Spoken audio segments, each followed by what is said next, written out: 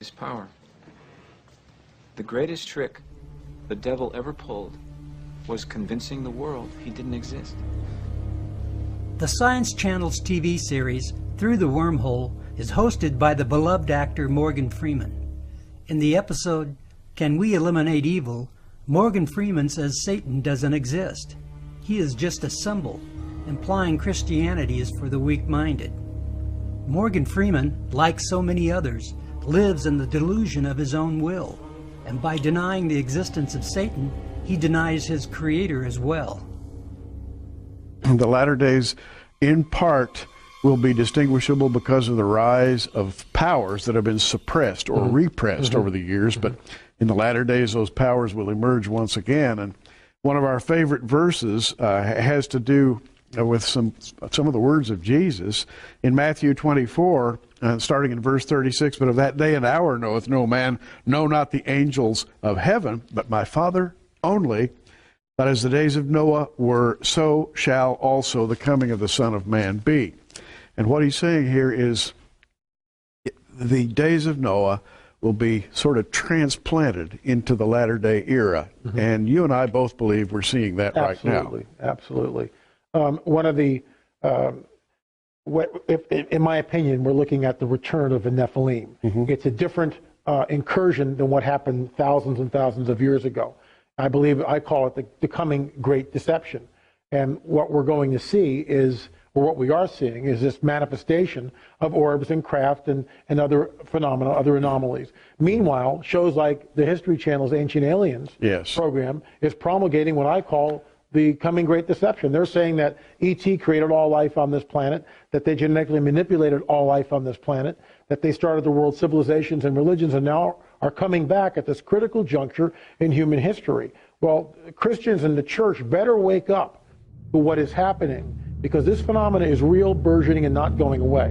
The military term, so you know it, is a false INW, or a deceptive INW, indication and warning. And it's basically like the Gulf of Tonkin event in Vietnam. You basically exaggerate or hoax an event that then manipulates policymakers. So this was the ultimate takedown of official disclosure, which was about to happen in 1989. Got it? 26 years ago, November 1989. So here we are in 2015. And it took a lot to piece all this together, and I began to look into what the electronics were with this, and what kind of technologies they might have. And one bit of insight that the Prince had, he said, so he told me that the reason he was funding the abduction groups is that he was convinced that there was an existential threat from outer space. That's been the Sub Rosa plan since the 56, and that he wanted people to hate the aliens enough to pay the blood and treasure of World War III. And he also wanted it to be eschatological, where it would result in the end of the world, so that Christ would return and the good folks would go up in a flying saucer, I guess, with Christ. Now, this is what he was telling me. I'm just listening, and I'm going, whoa, this is like, woohoo. And he was completely convinced that this is what needed to happen. This sort of end of the world eschatology is the study of the end of the world event, and that's why he was putting so much money in and providing so much funding to Mack and David Jacobs and Bud Hopkins and all this. And he told me, he says, I'm going to stop funding John Mack because he's become too positive about contact, and I only want to fund people who are going to put things out there that scare people and make them hate the aliens. He said this. So I went, oh boy. Now this is connecting a dot that all of you better listen to very carefully. It's the last thing you learn today. And that is that there is an overarching agenda that was hatched in the 50s. Remember that psychological warfare document and its value? That was hatched in between 53 and 56 to create the specter of a threat from outer space that does not exist. Wernher von Braun stated on his deathbed And we have the testimony of his assistant that and said they will first have the Cold War, then we decided there would be nations of concern, then global terrorism. We have this testimony from before 9/11. Then that would be followed by threats from outer space. They'll start talking about asteroids and things of this sort, but the ultimate one they're going to play is the alien threat, and it's all a lie, and it's all a hoax. But in order for the lie to work, they have had to create a body of disinformation, false information, and frightening scenarios, and actual events that would be convincing to our policymakers like Reagan, convincing to the average person, and to the UFO public that consumes videos, entertainment consoles, movies, etc. And that has been the 50 to 60 year plan. Don't forget that no less a figure than Douglas MacArthur in his last address to the Congress said World War III will be interplanetary. So they have been wanting to provoke an interplanetary conflict for as long as I've been alive, and I'm no spring chicken. And, all right, so this gets into a huge problem of how people consume information and can be manipulated through fear. Because if you look at the roots of human warfare, the early days, and even today, it's people abducting people, a tribe's women, raping them, abusing them sexually, etc., and so on. This is all stuff that they are simulating and saying that the ETs are doing through these abduction scenarios. It is 100% being done by military special operations that are this paramilitary force. And this is the deep end of the pond. Now, when I discovered this back in 1994, now this is 21 years on, I was told by someone in the intelligence community, don't talk about that, because that's what's really dangerous for you.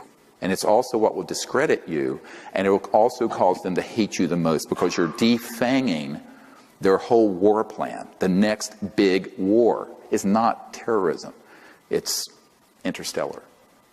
And if you expose that it's a hoax, it takes all the steam out of their plan. Well, at the time, I kind of laughed when he said asteroids, and when he said extraterrestrials, I knew I wasn't going to deal with that subject.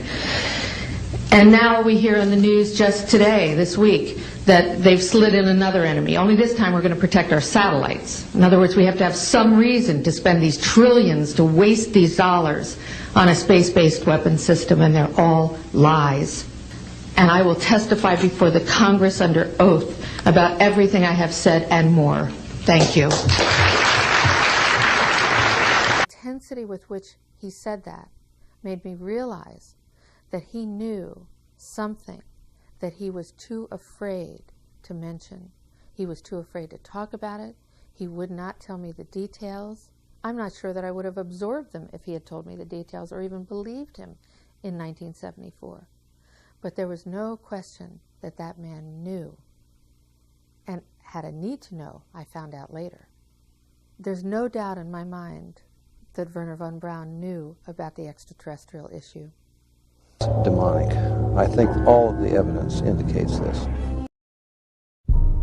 The modern reports of UFOs, alien grays, abductions, ghosts and spirits, and paranormal activity are all related to these demons of renown, the Nephilim. Because they are telepathic, they present themselves in different forms. They have access to your mind and anyone within your memory. Remember, Satan himself can appear as an angel of light, deceiving even the elect. Those who claim to have psychic abilities are opening their minds to demons. TV shows like Ghost Hunters, Paranormal State, and Psychic Investigators are playing with fire. Psychic investigators claim these psychics communicate with dead victims and help the police catch the killer. Other shows attribute these spirits as some disgruntled person who died violently. This is a perfect example of how some demons will present themselves, appearing as a dead victim to help solve a crime, or a relative pretending to give some type of guidance. They are desperate for human interaction. There are different types of demons. Some desire to help man, as described in the Midrash. Do not be deceived. I believe the form of the alien Greys is their true form. Being stripped of their apparel, they go naked, and they have horrible faces. This sounds very much like the condition in which they were condemned by God. They are in the process of their last scheme, appearing to be friendly and willing to help mankind. Some scholars believe they will deceive the world against the return of Christ, painting him as an invading alien.